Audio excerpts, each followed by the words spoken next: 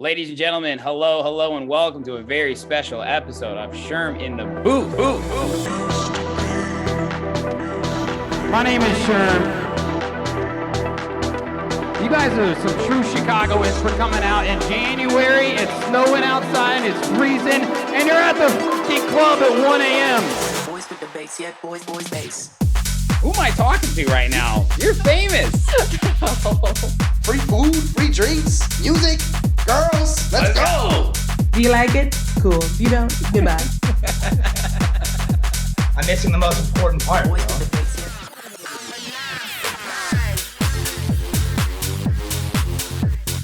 yeah. We should throw like a crazy bar mitzvah party. This is crazy. Send me stems. I finished it. Hey, what's up, guys? How's everyone doing? Just wait, you know it kicks in like 3 to 5 seconds afterward. Yo, what's up, everyone, and welcome back to another brand new episode of Sherm in the Booth. I'm, of course, your host, Sherm, and today is Wednesday, May 25th, 2022, and this is episode 207, and if you can't tell by the energy in my voice, I am so pumped to share this interview with you guys. Episode 207 features my favorite DJ duo in the game, the boys of Broken Future. I caught up with these Canadian legends a few weeks back and had such a blast getting their full story.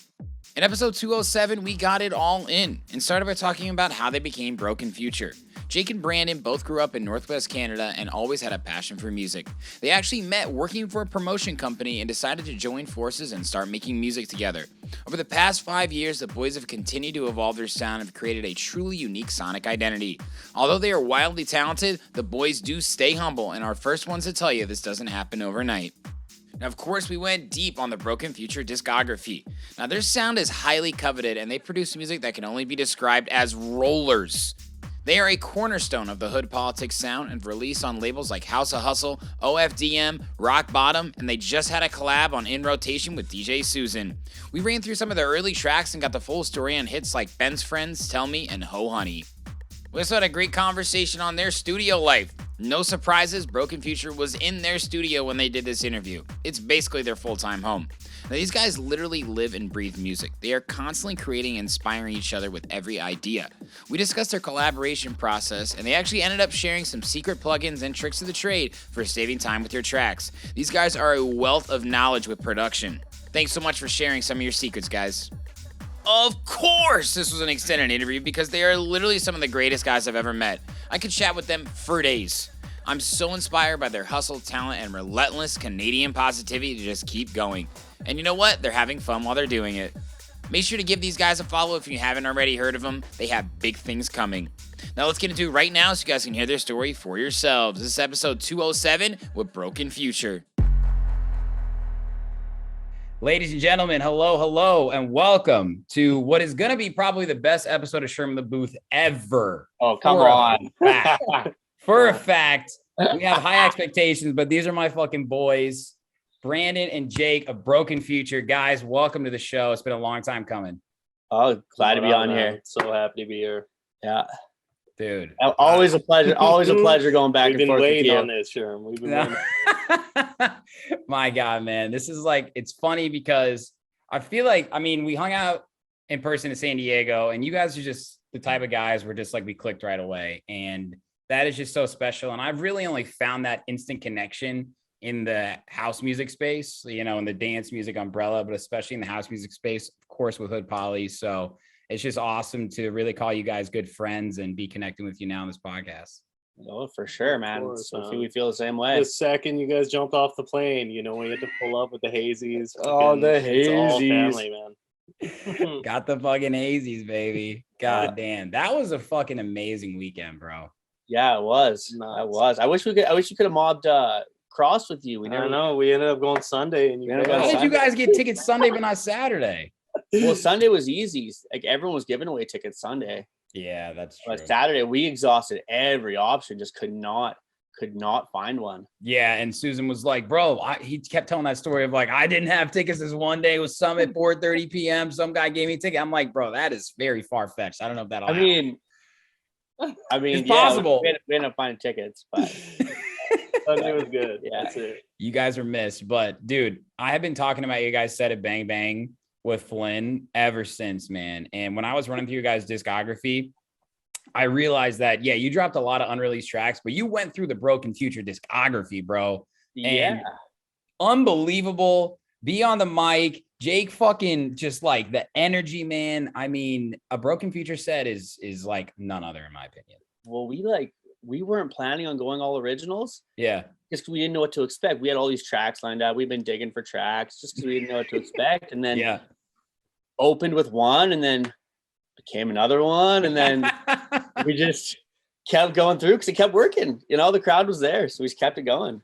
There's nothing like that, right? Like, and on like we hadn't played that many gigs because it was the pandemic going on. So, you know, we had all this stuff that we were sitting on that we hadn't had the chance to hear on. That's the other thing. Like, I think that might have been maybe the third, fourth time that like we'd played out Benz Friends even. Yeah. Like we'd only play that because we were locked up in Canada. Like Canada was completely shut down. Like it was illegal to dance. You weren't. It was legally like in the law that you were not allowed dancing. Straight up for 2 years. It was insane. What the fuck? Oh yeah, you'd have nightclubs. You have nightclubs open and you could sit down at the tables and they'd have like seating. But the second you stood up and started dancing, bouncer on you. Yeah. And like it was the weirdest thing ever. And I was like trying to get DJ gigs during that time and it was the weirdest thing ever. It was so weird. God damn. Everyone wearing masks indoors and yeah. So I saw you unleash the beast then within both of you. Oh yeah. It was a long time coming, dude. We had to get it all out of our system, man. Bro, you guys are amazing, man. And dude, there's so many things I want to talk about this interview, but we got to start by giving you a massive congratulations on Shambhala.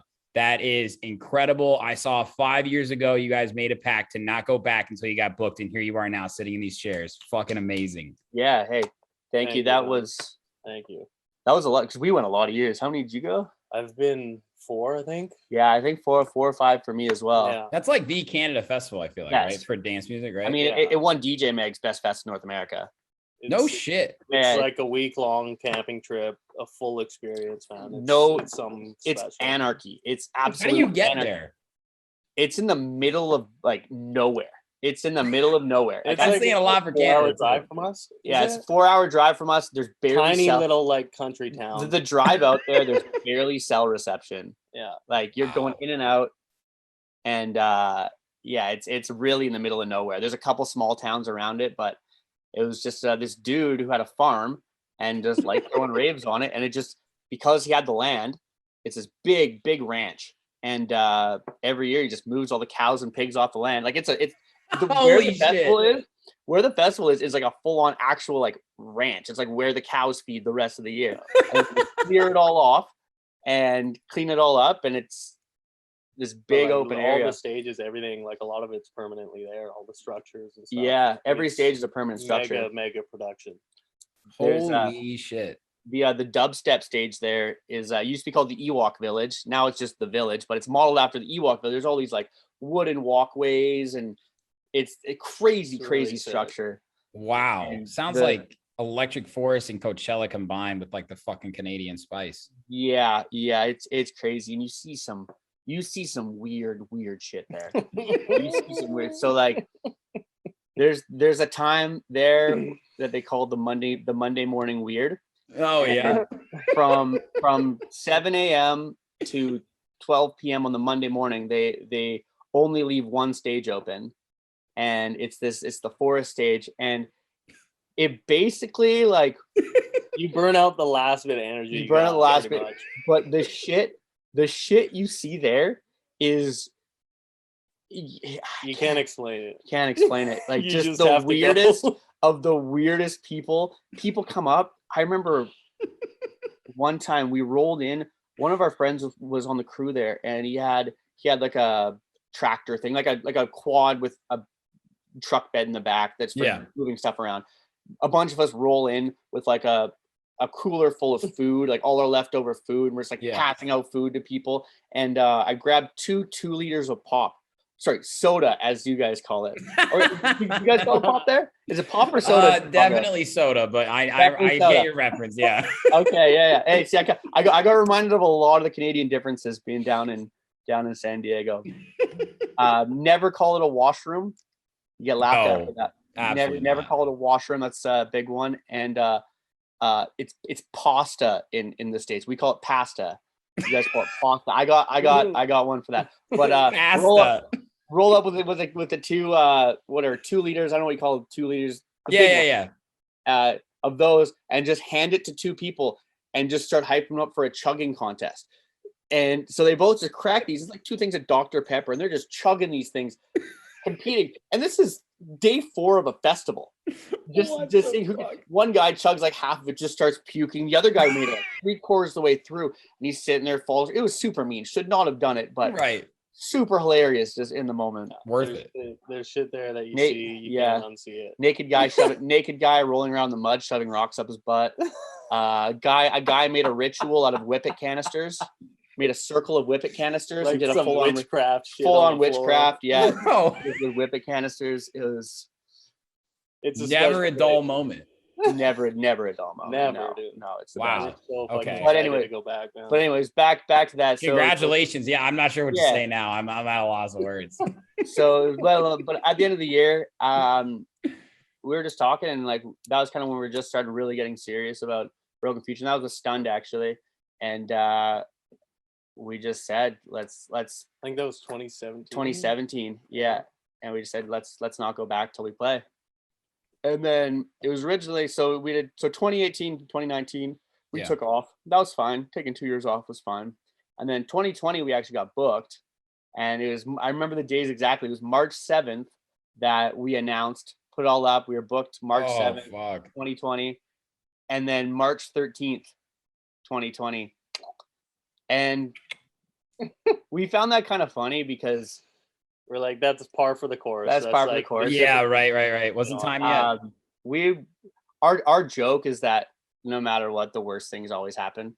Like we always go with the lowest expectations. We always say the gig isn't official till we hit play on the dance. Oh, you never know what we've had so many canceled gigs, like big opportunities we thought were gonna happen. They just always fall through. So the Sean Malott thing, we honestly weren't even. We just laughed. Like it was just like of course, classic.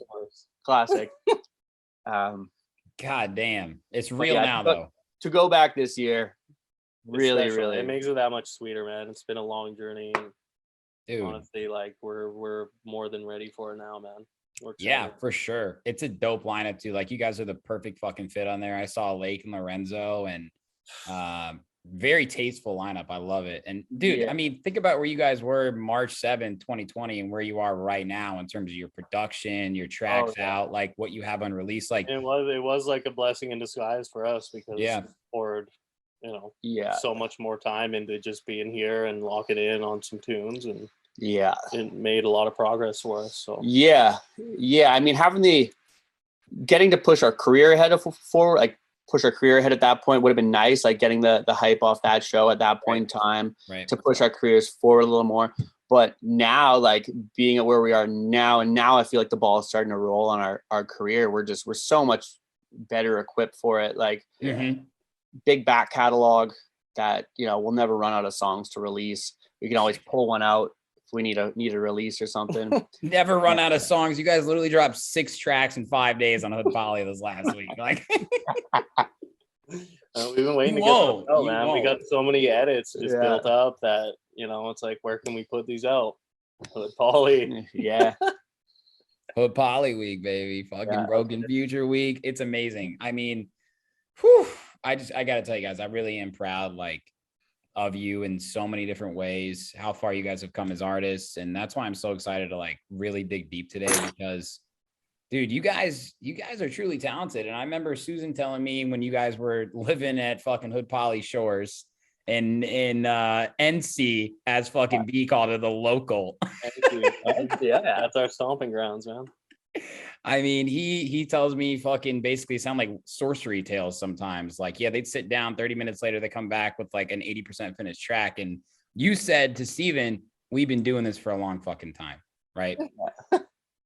Long honestly, the workflow that we've been able to kind of tune in over the last little while we not playing shows, not really doing anything, is just like the speed of getting shit done is so much quicker now. Yeah, we're a lot more like focused ideas. We know what to do and we get it out, and that's it. And a lot of shortcuts too. Yeah. A lot of shortcuts, like it's narrowing it down to and just building up sounds that we can reuse and stuff like that. Yeah, for sure. Narrowing it down to 3 different bass patches we'll use in songs. It's one of the 3. No need to fuck around anymore with that. One of the 3 will sound good. How many tracks do you guys think you have made, like total? Definitely 100. Ones that haven't seen the light of day. Yeah, I think I was looking through and we have like 100 and something saved. Yeah, probably. Yeah. God damn. But a lot of them just like, whether or not they're at that finished quality though, right, for sure. It's getting to that, from the 80% of being like an idea to that 100%, and having that like perfectionism level to get it to that, really top end competitive level. That's the thing, is like that last 10% to get it to sound really professional, It's like the hardest kind of gap to close. Yeah, that's the difference between you guys and I would say a lot of the competition, if you want to call it competition. I mean, everybody can get a track to that 90% mark, but to get it to 100%, it's that 10%. It makes all the difference. It's what you can hear live. All little things that it's what the fans notice, right? And better. For sure, man. But I'd even say we've scratched maybe 92%, 93. Yeah. There's still so much more work to go. Yeah, we're perfectionists, so it's like we're never like 100. Never 100. Happy. No. Even like if we think it's the greatest track ever, when we listen to it the next day, we're like, there's a couple. There's always something. Got to come back to it. That's been the toughest thing too, like getting over the perfectionism as well, because like we'll have songs and we'll like have things that we pick out, stuff we don't like in it, whatever, and then it'll come out and everyone's raving about it, loving it. Yeah. And like already I've soured on the song. And people are just like, love it. That's it. We listen to it so many times. By the time it comes out, we're just like, the producer here, man. It's like once it's in the studio, it sounds different than when it's out. You're like, this isn't the same song at all. Yeah. But then you hear it live. And then you're like, that's the thing. Being able to test tunes out live again has been like a big thing for us to kind of boost the confidence too, because you don't know how people are going to react. If you think it's cool in the studio with a couple of your buddies, but to see a crowd of people doing the whoop whoop to it, that makes it legit. That's the sign. I support the whoop whoop, man. Let the people have fun. Me too, man. I love. Although I support the whoop whoop, what I don't support is the fan clacking. Yeah, no, let's get that out there. So it's like just a PSA to anyone listening to this: if you roll up and are clacking a fan at one of our shows, I will jump on the mic in my DJ voice. If I can't hear it, I'm cool with it. Yeah, but if I hear that clacking, I'm gonna jump on the mic and I'm gonna tell you to stop. I don't get the clackers. Why do they like that? They can't hear the music either. They think they're doing something. I don't know. Yeah, I don't know. They feel important. Jesus. A certain breed of people that bring those to a show. PSA: don't fucking clack at a Broken Future show. Yeah, but we still love you. We still love you, man. Still love you. Just fucking just cut it. Dude, you guys, I've interviewed a lot of duos and met a lot of DJ duos over the years. Did you guys meet before you were both into music, or were you guys both pursuing it individually?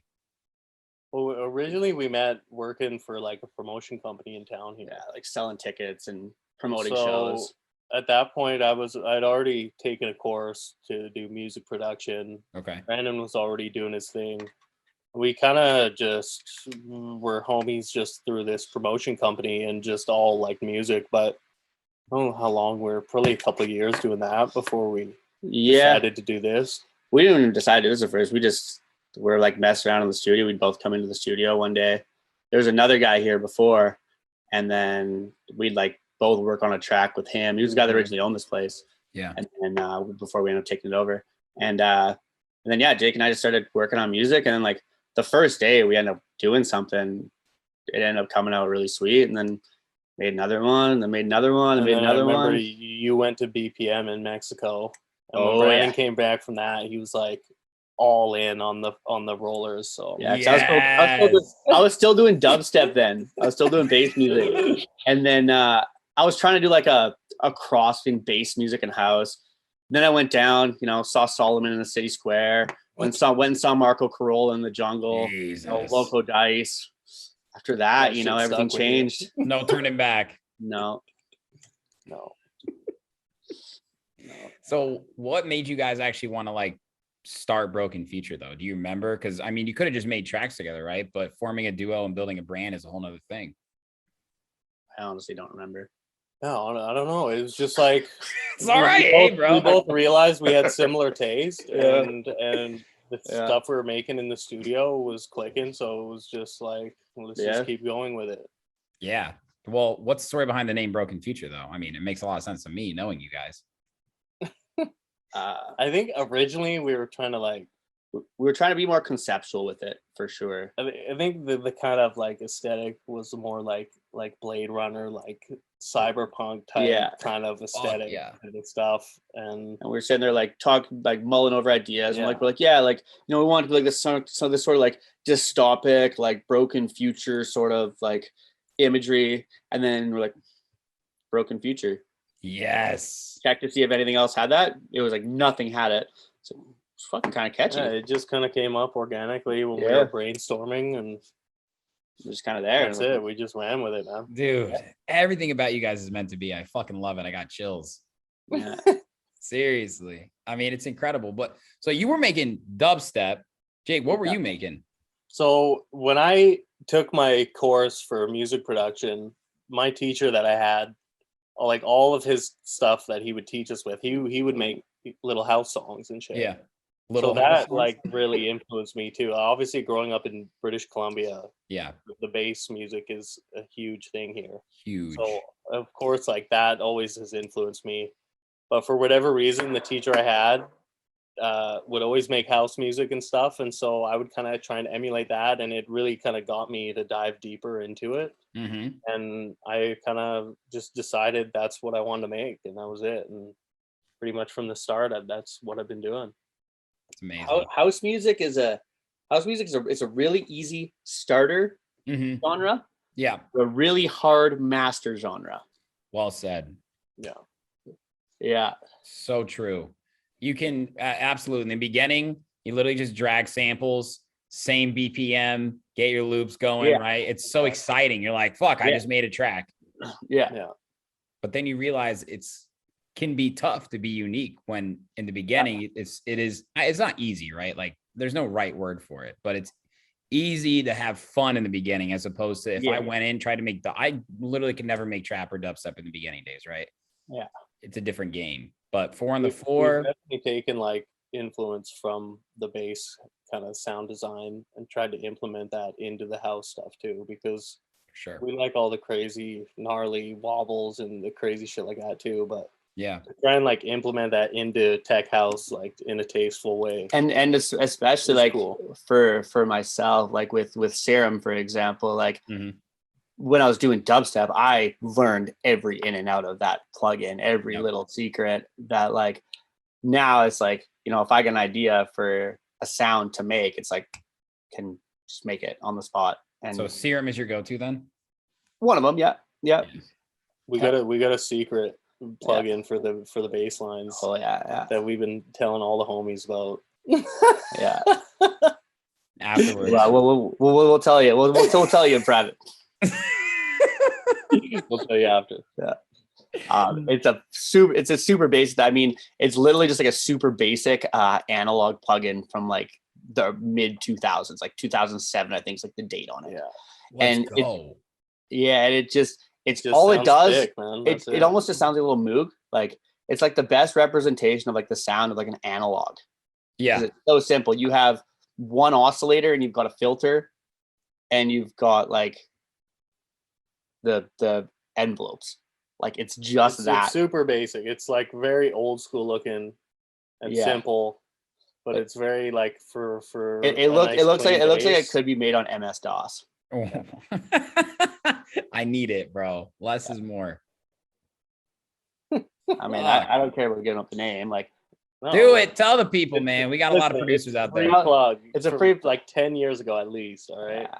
But if you guys really want to nerd out on that, it's called Mantis 307. Yeah. Free plugin. You'll find it. Yeah.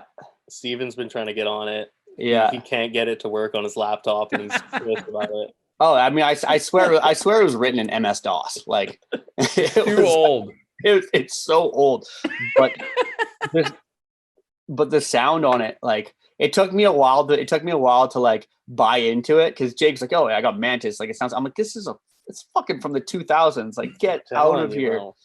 And then with it, like, it just for the low end, like, it just has such a clean low end, like you get from sampling like hardware, like an analog synth. Yeah, for sure. You get it in a VST, because it's so light. It's so light on the CPU that it can like really. Oh, really damn! A solid sound. We've tried making different bass patches, and then every time we'll just try it with Mantis now. Yeah, and we'll plug that, and we're like, and it works.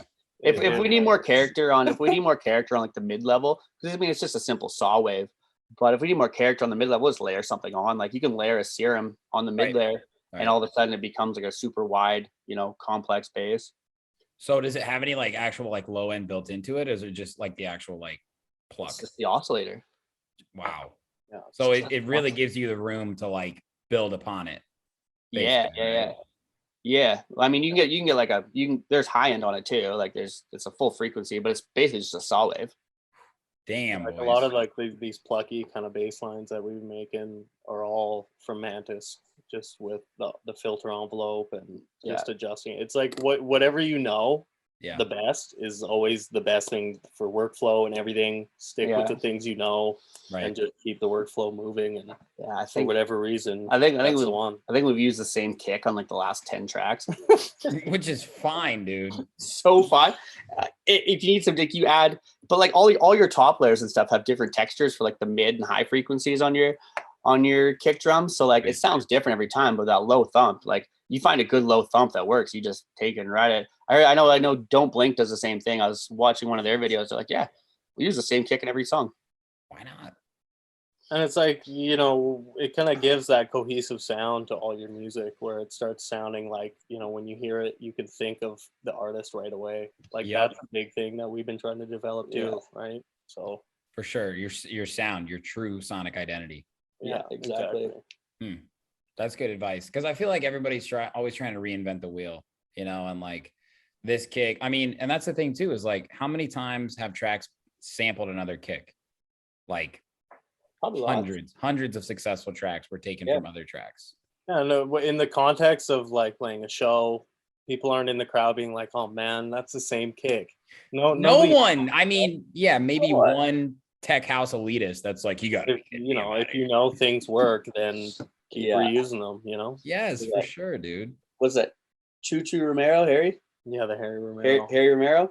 He just said, if it's not whack, don't fuck with it. Yeah, if it's not whack, keep moving, keep going forward. Yeah. Wow, that's fucking good advice right there. Yeah, and that's it, man. It's like, for our workflow and stuff, that's why it's gone a lot faster too. Is like, all these sounds that we know work, we'll just keep re-putting them in there and kind of retweaking them. Absolutely. And that's a lot less. You're not starting from scratch every time, Yeah, true. That takes years. Yeah, it's finding what works. Yeah, finding what works. God damn. So, is your guys' first release the Carnage and Lil Uzi Vert? What do you want? I have no idea, dude. No, we did. I went deep.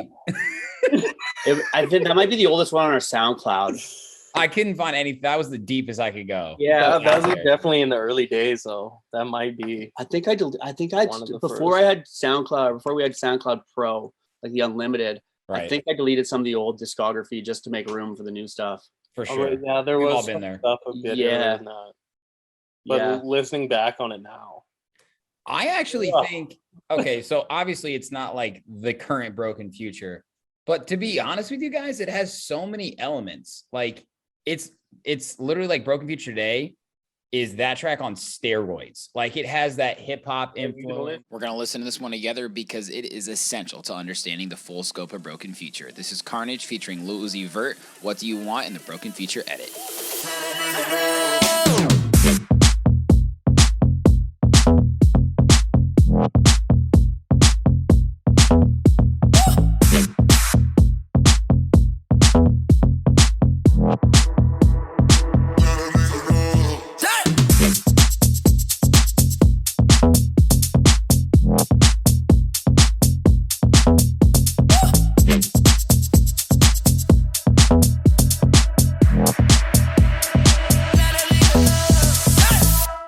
Like we can see, we can kind of tell looking back, like what kind of where our sound is now. That way, because the little techniques that we were using. Even looking back, like on our old, the ideas were always there. Like I was listening to old stuff. They always had really cool ideas. The sound design or the actual like sonic quality of it wasn't as good. Right, like the mix and master may not be what it is, but it's great. Yeah. I think that's the most important thing. You can always learn how to produce better, but like for sure, if you're not creative, you don't have that creative ideation, that'll never come. Like you can't create creativity. Right, for sure. You don't teach someone to be a good producer, but that's why whenever I'm me personally, because people come for critique and stuff, I never really critique people's creative side, like the creative process. Some stuff, yes, but really I try to leave their creativity and just comment technical wise. Right. Absolutely. I mean, and there's something certainly to be said about like the early tracks. You know, someone I like always to bring up is Jaws, who has his entire discography up on his SoundCloud. Like you can go all the way back to some of his earliest fucking tracks, you know, and you can still hear a little bit of him. And I think it's so important to stay humble about that shit. You know, you always hear about these guys like, oh, I don't want anybody to hear my old music. It's like, we all start somewhere, bro. You don't like literally come out the womb making fucking bangers. Like, and you have to put your music out there too. Cool, like you said, for Jake. people to see kind of the whole journey. I think that's cool. Like, you know, we're totally open books with all that kind of stuff. So it's cool for our friends and people that just find out about us to see where it all came from. But even still, like we get comments on those old tracks of people loving them. Like it'll be like a song from four years ago, and we'll get comment. But people like one day it'll be like a repost and comment from some random person on SoundCloud. Yeah, bro. Really love it. It's like, oh, sure. I was looking at the tracks and you had like downloads for free on Artist Union, and I click on the link and it's like our Artist Union has been shut down. I'm like, holy shit, these are old. Yeah, man. Might have to go through and might have to go through. If I get a day, I'll go through and go put some new download links on them. You should. I mean, honestly, it was really cool. So like, I think in the beginning, it's fun and inspiring to remix tracks, especially tracks that you guys like. And like, you guys sound now really has that influence of like house and also hip hop and bass, like you guys were mentioning. And you followed up that track with a few of the same style. But I feel like the turning point from what I could hear is the Future is Broken EP, where we get some serious roller vibes, right? Like, I'm excited for you guys to hear this one because you can really hear them take a turn. This one's called On the Line on the Future is Broken EP by Broken Future.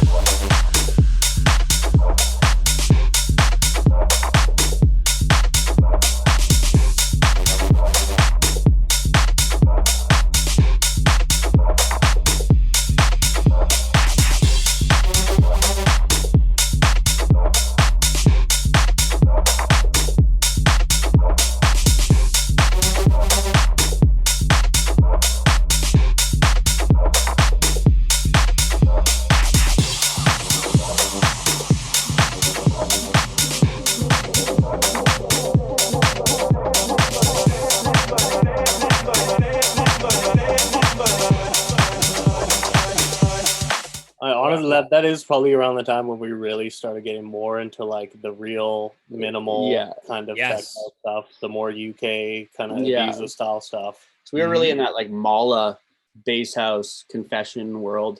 That was kind of forever. That was like where we wanted to put our stuff.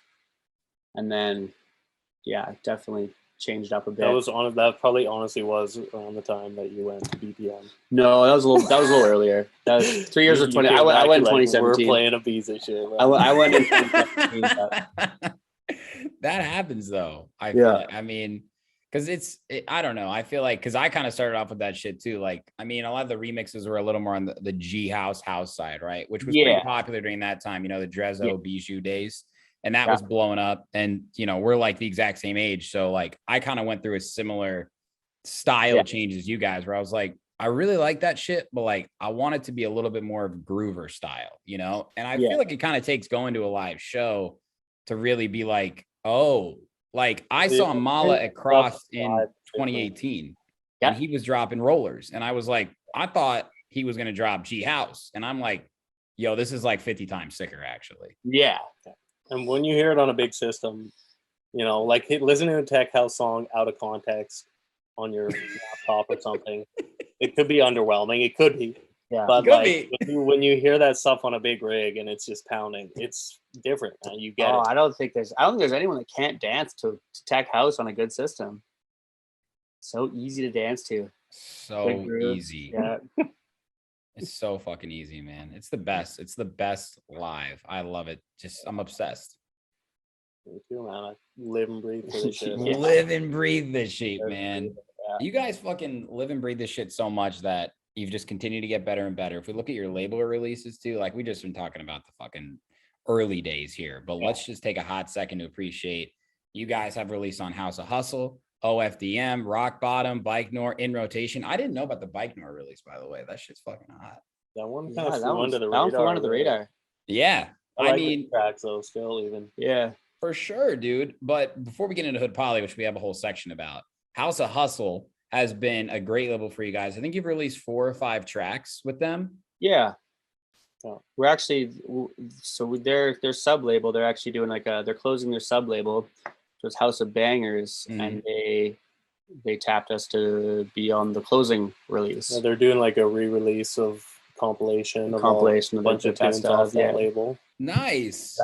That's gonna be coming in June. I think we're doing a remaster on it. Yeah. That was the Hey Baby track. We're doing a remaster on that. Yeah. Well, that was on House of Bangers, because I was gonna say Ho Honey is like, you gotta hear this track before we talk about it. This one's called Ho Honey by Broken Future off House of Hustle. I was up.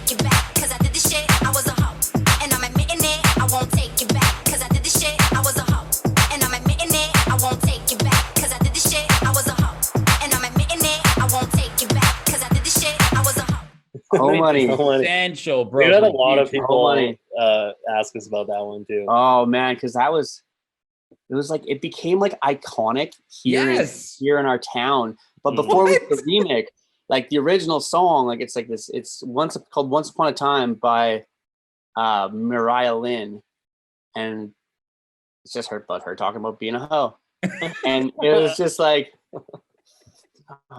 All the girls were playing it. They loved it. This is our fucking hoe song. Oh my god! And it was just like we would hear it so much around us. It kind of got like memed in like our circle of people here. Wow!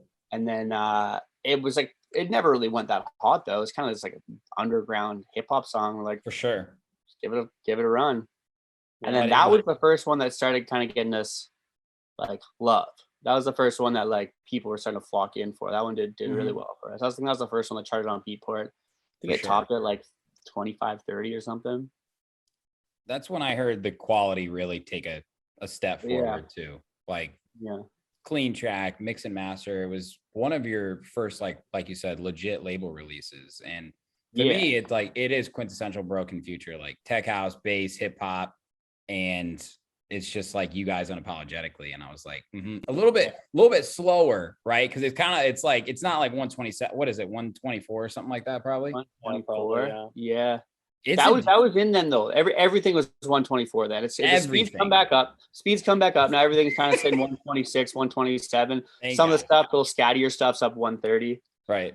But then it was like, yeah, it was all slower. It was 122, 124, 125 was kind of where it topped out during that era. I think like as we've gotten a bit better at producing, we've been able to make a bit more like energetic, like crazy sounding tracks, and like when it's a bit faster tempo, it kind of just suits that style a little bit better, I think.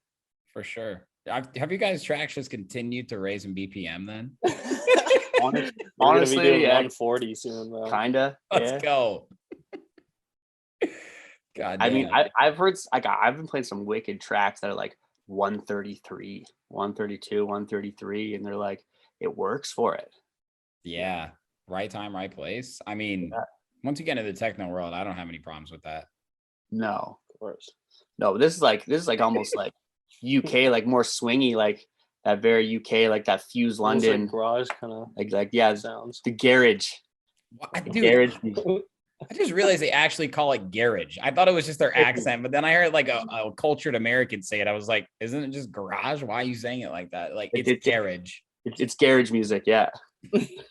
So you're even if you're American, you call it garage. Yeah, bro. Like I don't think I can call it that. That just sounds fucking strange to me. It sounds like also garage music sounds weird, because do they call garages the same as we do here over there? Like, is that still like you know, call it a garage? Like the garage? Like, is that the same thing? I don't know. I've never been there, so I don't know. Someone listening from UK, let us know. Do you guys call the car park in your house the garage, or is it just like where you go to get your car fixed? That's a good question. Yeah. We need people to let us know. I don't know, honestly. I don't think they have them. Maybe in the country. I don't know. They definitely they park their cars outside in Harry Potter. I know that. They do. Yeah. That's a good reference. That's honestly, I swear to God, that's what I was fucking picturing. Yeah. That shows how cultured we gotta That's as cultured as we are. Are you kidding me? God damn it. We gotta head out there. We gotta go to UK. We gotta go see. Let's go. Hey, bring us out to London, boys. Let's go. Yeah. We'll go see Stevie Deeper. Yeah. What a legend that guy is. Wow, bro. Is he fucking blowing up? Oh yeah. Crazy. Deeper. On the topic of Fisher, like fuck you, Fisher. You can't. He's not letting Deeper send us the track. He's got. It's going out. Stevie's got this unreal track coming on Catch and Release. I might have said too much already, but no, he already posted about it. Yeah, he's posted about it. Oh, is he right? Okay, well, sickest track I've heard, bar none, in so long. And we were trying to get it off him after the last San Diego trip, and he's like, "Mate, I love to, but." Fisher says, I'm not even going to try and do the British accent. That's pretty good. It wasn't that bad. Fish wasn't letting him put it out, which fair. But that one's going to be. So he had that. He had that last September. Everything he's releasing now, he had last September. Yeah, he was playing all that stuff on the his set was insane. That guy's. He's got a sound. Because it's literally him. And it's all his vocal. It's just him. Talking pure shite into the mic. You gotta love that. Pure shite, straight up. Yeah.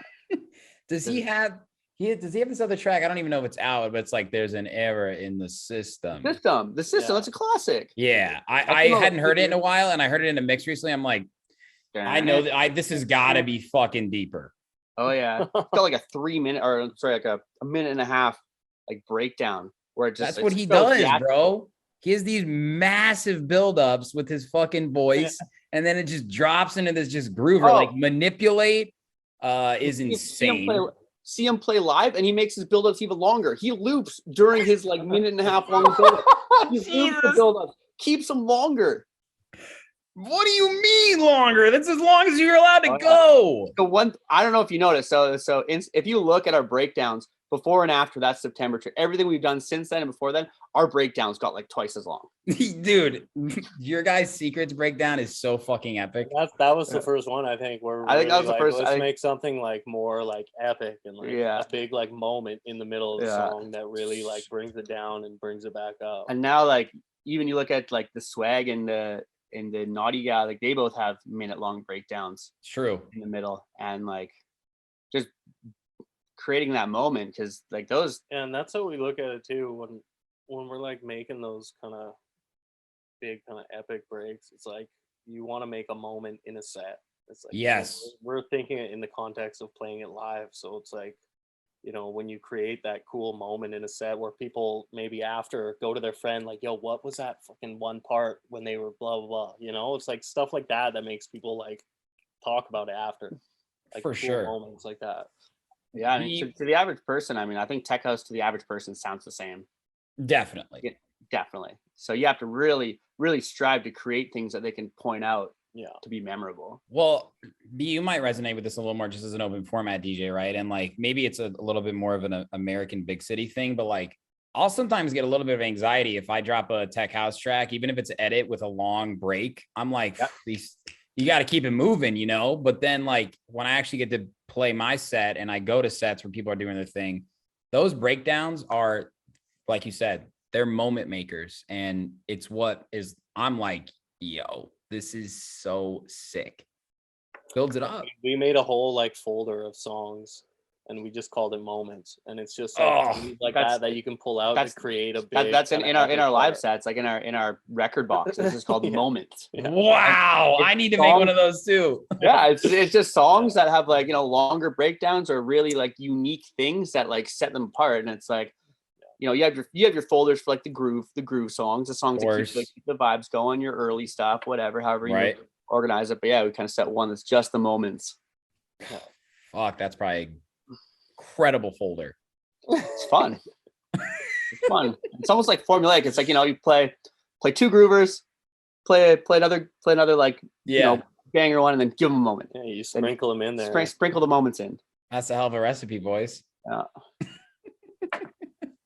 Okay, so speaking of Hood Poly, we just were talking about your fucking Secrets remix. Honestly, I'd like to talk about that maybe second to last because we got to start at the beginning. Yeah. And before we talk about your first track, when was the first time you guys heard about Hood Poly or DJ Susan? Honestly, we thought DJ Susan. We saw his name pop up a couple times. Susie's Weapon was the first one. Yes, I remember. We thought it was like we're like this is some badass chick. This chick DJ. Like this chick's the shit. Yeah. Little do we know, Steven's the biggest Bruce on the planet. This big burly man. Yeah, honestly, honestly, we thought it was some badass chick DJ. We're like, this chick's killing the game. But we'd heard some stuff on Hood Poly. We didn't know that was even like Susie's label or anything. It was just like a label we saw on SoundCloud. We'd sent some tracks. They weren't there at that point. And then it was our House of Ecstasy, I think. No, it was the House of Hustle. It was a House of Hustle release with the Big Gun on it. The Big Gun and Bankroll. It was that one. That got you the credibility. And then Nutty actually reached out to us. He's like, send me everything you guys have now. Wow, Nutty, let's go. Yeah, because they'd known about they'd known us from like sending demos, but just at that point, we didn't send him anything you're catching then. And then And then the first thing we did was the Ecstasy edit. Yes, which has over 50,000 plays on SoundCloud. It fucking blew up. For a while, up until the FOMO boys dropped Mercy. I think that was the biggest one out there. Yes, it is. I confirm. Shout out FOMO, absolute animals. Shout out FOMO. Fuck those guys. I lost 10 years off my life after one night at their house. Dude, they sound like fucking legends. I've heard so many stories. Oh, they're the shit. We love those guys. That's amazing, bro. What an introduction to Hood Poly, of course, with a classic edit. I mean, it's incredible. And that actually is like, it's a staple Hood Poly edit, in my opinion, a top 10 for sure. Okay. Yeah. I mean, I just found that I love that, like that chord breakdown. Yeah, we just love that track. We're like, sure. But it wasn't really playable in our set. It just didn't fit in the sets the way the song was. Like, it's kind of like a festival tech house, one of the first like big festival tech house tracks. Yeah, for sure. I thought that was a big track for tech house because like it had that was Solardo and Eli Brown, right? Yeah. And I've always been a Solardo fan, and I feel like with that track they took like this really dope melodic route that combines with like a driving tech house, and then they made Power, and now Sola has really transformed from like this underground tech house label into like this arms up in the air, like this fusion of progressive. And I feel like it changed styles for so many DJs and producers. Well, it works for the stages they're playing. Like when they were playing small clubs, like their sound represented the small clubs. Right. Now they're playing fucking Glastonbury and Creamfields. Like right. They're 100,000 people. Like you make music for that. Right. So anthems only, man. Yeah.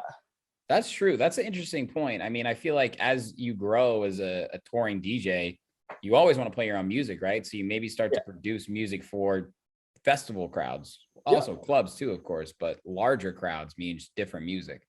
You can definitely get away with like more, playing to a big crowd like that. Definitely more into that realm you're saying of like the big melodic kind of progressive tracks kind of work better in that setting than say, a little club, right? Yeah, you got a 50-person crowd and you're playing big anthems. It just doesn't chill, bro. Yeah. Looking crazy out there. Yeah.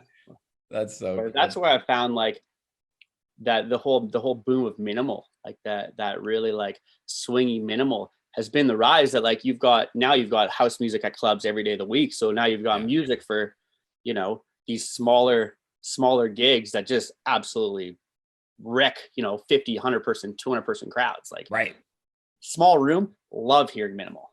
And I love DJing minimal and producing minimal. Actually, my poly edit with a boy with a bag is No More Parties in LA Kanye. And what we ended up doing was we were producing it and we started overproducing it. And I was like, why don't we just like strip it back, bro? Like, what does it sound like? And I'm like, think about that too. Fuck, this is so good. God damn it. And there's like that fine line where you have to know when you're adding too much shit. Because at the end of the day, like the simplicity is key.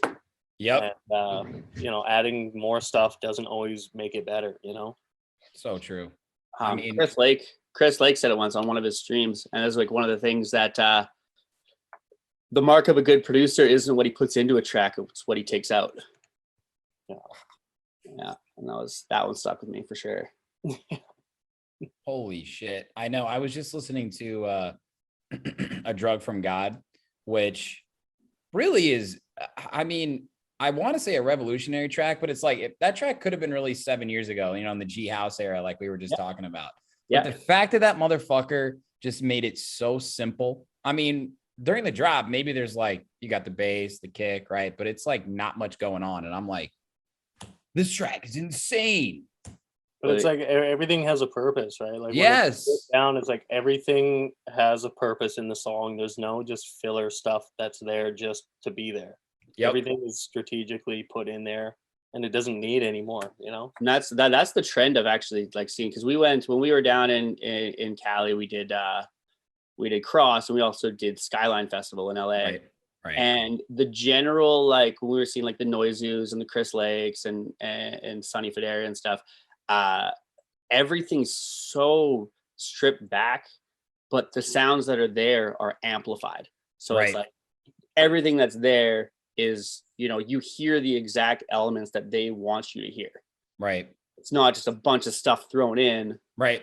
Like everything was very, very stripped back. I think that's kind of part of that last 10% of like the really fine tuning in the production. It's like those little things like that, Yeah, sometimes it's not taking it from 90 to 100 by adding more things. Sometimes it's subtracting. Yeah, exactly. Because you only have so much room in your sound frequency. There's only so much room there. So maximizing everything that's there that's sort of that pro level where you get to that real high level. Yeah, like looking at it as like a 3D space and having everything sit in its rightful spot with no kind of collision. That's like the art of that last bit to make it really pop. Like when we heard Late Night Phone Call by Kyle Watson. Did Chris Lake drop that? Yeah. It was Chris Lake dropped that, yeah. Yes. Skyline, Late Night Phone Call by Kyle Watson. There's nothing happening in that track, but there's so much happening in that track. There's so much, but there's nothing there. God damn. Crazy. Oh, he's awesome. I love her. I love her. That's what we've been trying to hone in too, is like you're saying, like the more simpler kind of style where it's like everything just has a purpose and it doesn't have to be this overproduced thing, but it's just that cool. At the end of the day, the groove is the key to the whole thing, right? So absolutely. So it keeps the people moving. Exactly. Yeah. God damn. So your boy Stun was in the room a little bit earlier. Yeah. We got to talk about him, man, because he's produced so many great songs with you guys, and the Freak Sweat EP. Where's he at? Is he still in there? Oh, he's not around here right now. He went down somewhere. Because the Freak Sweat EP, you had the Street Profit EP, which had a sick Freak On remix and dope. But the Freak Sweat EP was like, I don't even know. There's no words for it. It was so fucking sick. That was kind of the first tunes that I think that we really like started to hone into more what the sound we have now. I know you guys are going to love this one. It's called The Freak off the Freak Sweat EP by Broken Future and Stunned on Hood Politics Records. Yeah, you fucking with the freak.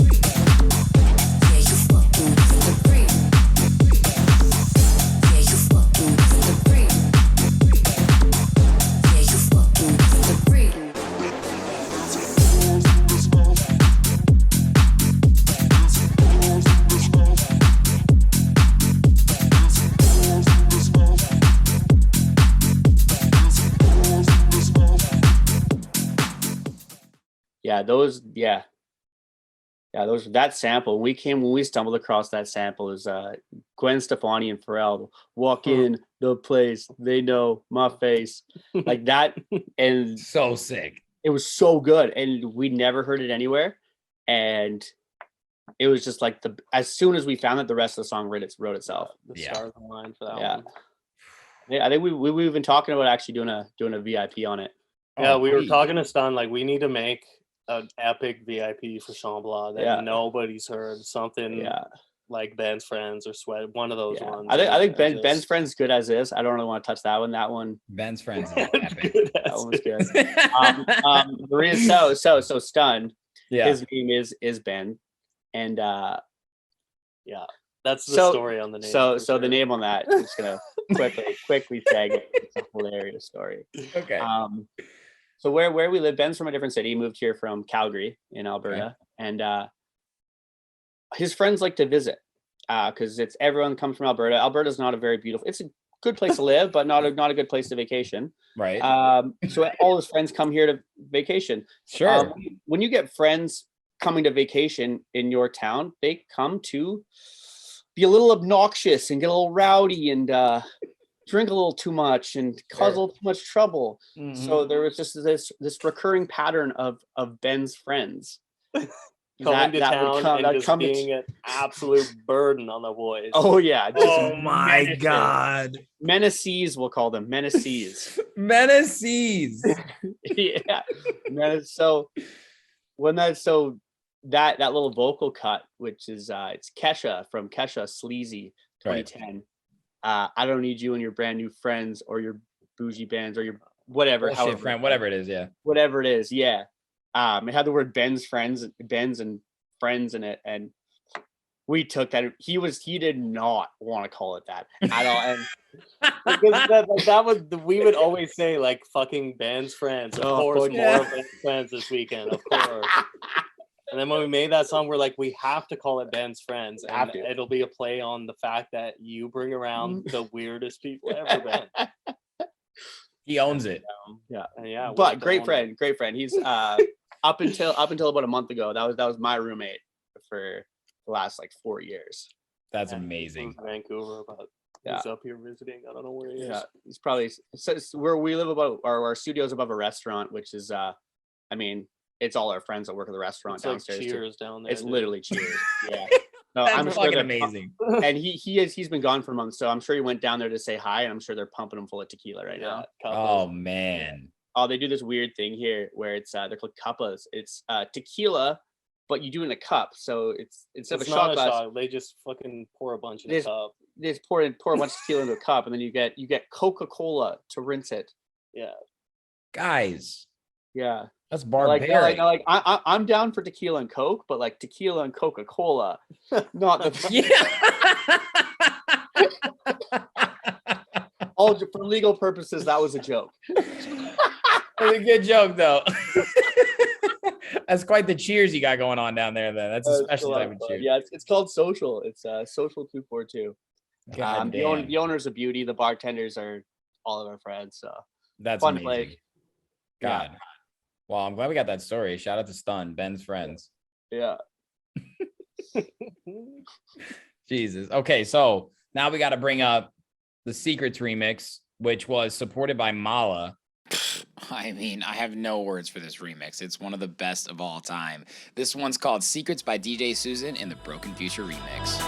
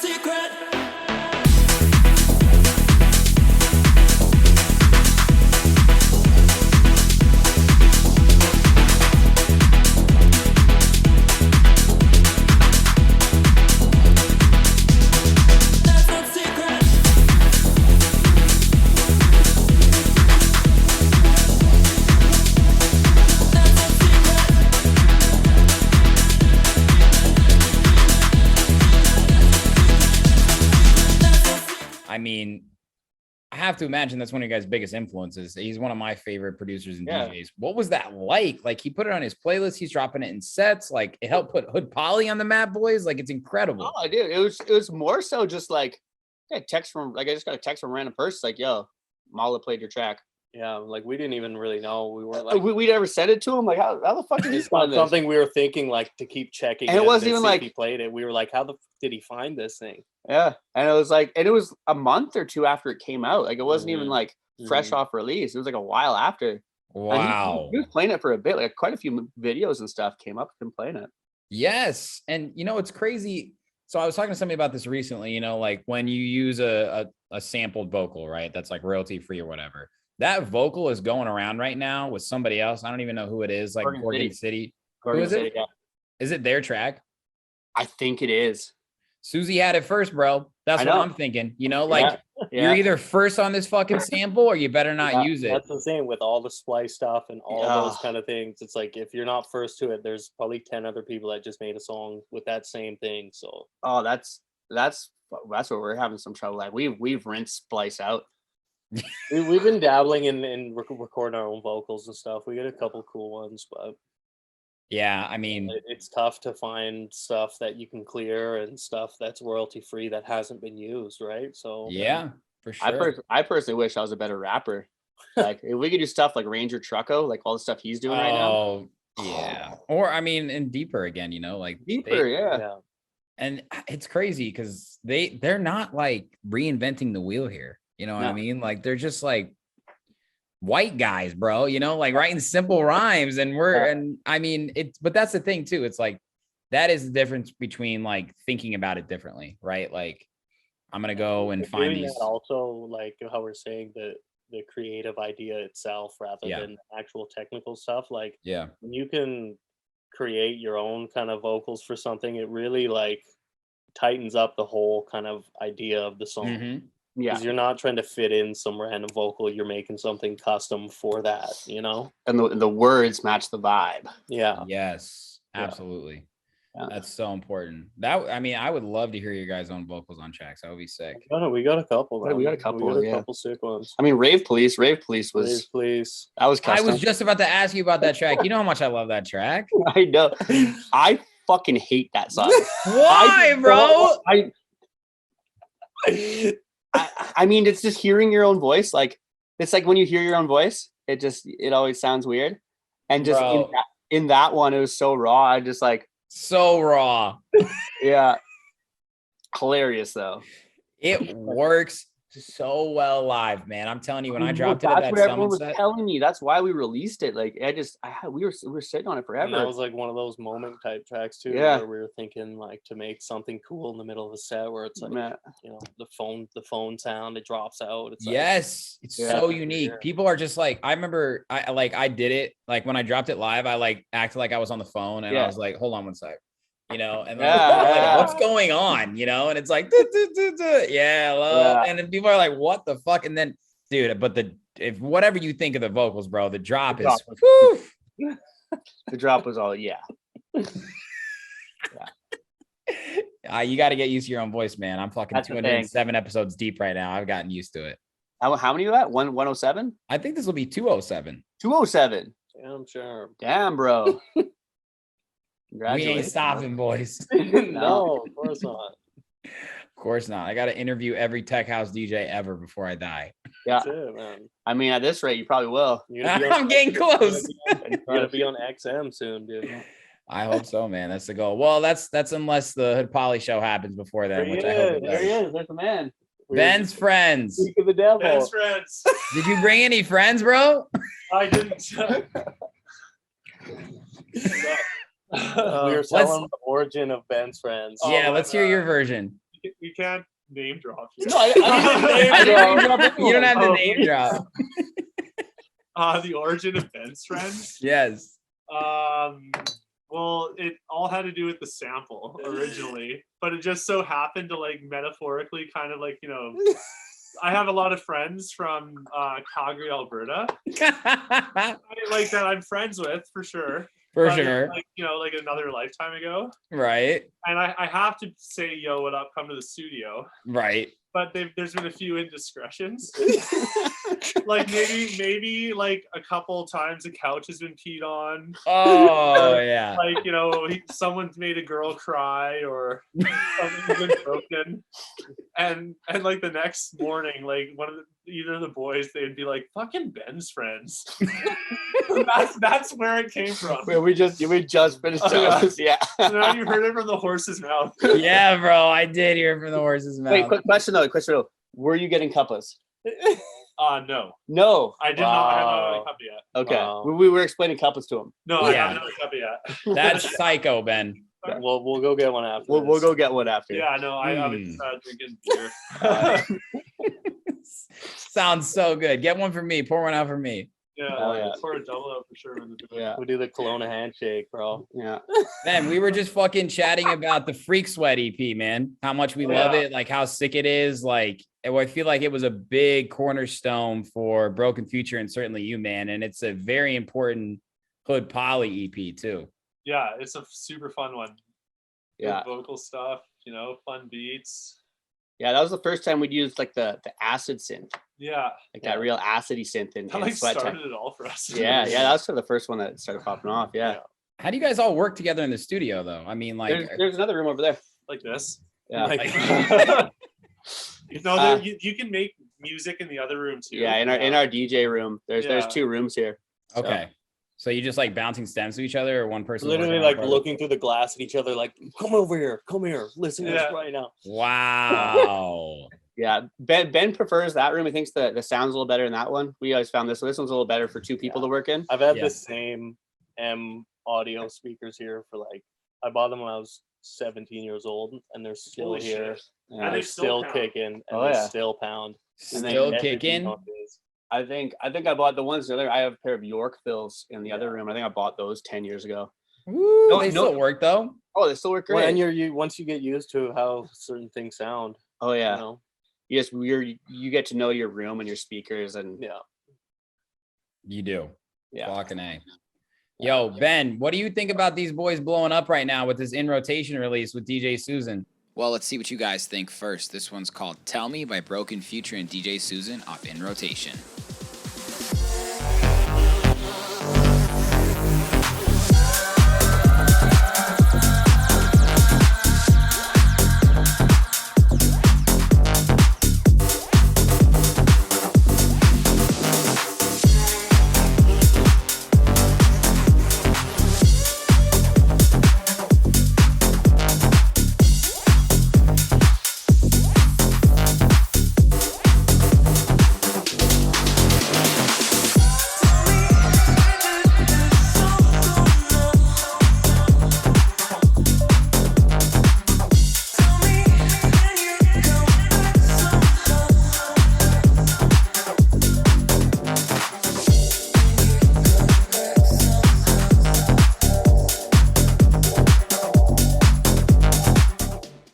killing. It's killer. All the tunes have been banging. Yeah. And I've heard them all. And sorry, our Shambhala set's actually like our whole crew. It's we're getting a 2-hour extended set with all the boys. Yeah. It's not just like solo sets. So we're playing. So it's like we all kind of made a pact together, and then we got booked as like a group together to all did play. You tell them that we all said we wouldn't go? Yeah, we kicked it off with that, man. Congratulations to you, bro. That's amazing. Yeah, we're super, super excited. Yeah. Who else is it then? It's Broken Future, and then our buddy Kane, and then Ben. Yeah, our buddy that like built basically the studio. Yeah. So he's a bit older. He's grandfathered in. Yeah. He's grandfathered into the Beat Lab. Yeah. Yeah. Oh yeah. Is it like? Was it always called the Beat Lab? Yeah. Pretty well, but not before we were here. When we were here, it became that. Yeah, we tried to turn it into actually like a music school, like a little mini icon. And we had another room across the hall, which we had into an actual classroom, but there wasn't the demand for it. I mean, it wasn't a big enough city to hold like people don't care about tech. There's a lot of tourists. No, they don't. Yeah, bro. They listen. There's people that like it, but like, you know, that's why going to California for us was such an eye opener, man. Because you realize they like our party. They love our parties. There's levels to this shit. We always threw good parties, and like everyone would love to come to our parties. Right. Our parties. So they knew it'd be a good time, but that's because they knew like coming to our parties, but they never leave there and go look up tech house songs or they just would dance and have fun, and that was it. Yeah. But I've people actually like digging into the scene. Like when we were at Cross the first time, you know, there was people like screaming the words to every song, like little pre-drop vocals, everything, and I was like, people here actually are like for our set. No. At Cross. Because I was gonna say our set when we even came down. Ours, yeah. Fucking, we'd never looked into the crowd and seen people singing the words to our songs. That was so dope feeling. Like we just never seen that. Hood Poly is strong in San Diego. Yeah, I know, man. It's really pretty crazy, isn't it? Like we walk around with Steven, there's a line to talk to him, and they know who you are too, just by association. You're like nowhere fast, dude. He gets stopped every 5 minutes. Oh, going nowhere, man. Get this. So we're at Skyline. Steven, he's like, I'm gonna go incognito. Don't really want to do it. Puts on like this furry bucket hat, bucket hat. Could not bring more attention to himself. Just like a neon green, and he's like a foot above everyone in the crowd. Yeah. He's the most easy to distinguish from a crowd person that I've ever met. Easily. Oh, boys, I'm going incognito. I got the hat on, hat's going down, got the glasses on. No one's gonna recognize me. Bro. It took us about an hour and a half to go from one stage to the other. I swear to God. And he was rushing through conversations too. Yeah. He's ridiculous, bro. There was a demo actually from somebody recently, and they were like, yo, bro, so nice meeting you at Skyline, you know, at the Noizu set. Like, and I was like, he does not fucking remember this. Like, how many people stopped him? It was like, all right, I'm gonna send you a demo. He's like, yeah. 100%. He's pretty good though. He's pretty good for it. He fucking remembers everyone. Like, surprisingly, yeah. He might not remember the name, but he remembers everyone. He'll at least bring up like a moment or something. He remembers the face. Yeah, he's good for that. Makes everyone feel like it's somebody, you know? Dude, he's literally DJ Susan, bro. He's like a glowing icon. I don't know why he thinks he can ever be incognito. No. He doesn't really want. That's the thing. You just gotta lean into it, man. Yeah. We honestly, when we were down there, all those Kanye, the Kanye docs came out. And every week when the new one came out, we would get all pumped up, smoke a fatty, and just like get lost in that shit and be like, we're on that Kanye shit, on that rock star shit, and like really lean into that stuff, man. Because at the end of the day, like when you got that kind of energy, you just have to own it. Yeah. There's no point in telling it down for anybody. No. I mean, man, when I first met DJ Susan, I knew. And when I first met Broken Future, I knew. Oh, the second we pulled up to the airport. When I first heard about Ben's Friends, I knew they were not good people.